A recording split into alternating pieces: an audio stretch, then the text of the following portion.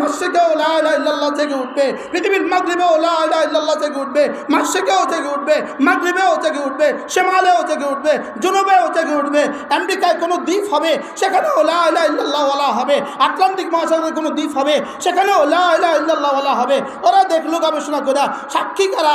সাক্ষী হলো উলামায়ে কেরাম। এবার দেখলো উলামায়ে কেরামকে যদি বিতর্ক করে দিতে পারো, এদেরকে যদি ক্ষান্ত করে দিতে পারো, এদের থেকে যদি উম্মতকে বিচ্ছিন্ন করে দিতে পারো, ওদেরকে যদি দু চারজনকে মাইরা মাইরা পিটায় পিটায় যদি এদেরকে শেষ করে দিতে পারো, তো কালেমায়ে তয়্যিবা লা ইলাহা ইল্লাল্লাহ শেষ হয়ে যাবে।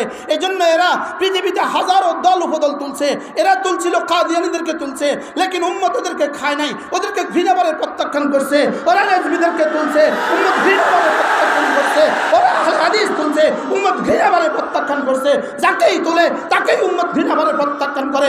শেষ তক তারা সাদিয়ানি গুন্ডাদেরকে আমাদের বিরুদ্ধে তুলছে, লা ইলাহা ইল্লাল্লাহ সাক্ষীদের বিরুদ্ধে তুলছে, এই গুন্ডাদেরকে তুলছে, খুনিদেরকে তুলছে, ওয়াসিদগণদেরকে তুলছে। রব্বে কারীমের সিদ্ধান্ত, আমার আমার আমার সাক্ষীদেরকে হত্যা করে আমার সাক্ষী জমিন থেকে বন্ধ করে দিবা, এটা হবে না, হবে না, হবে না।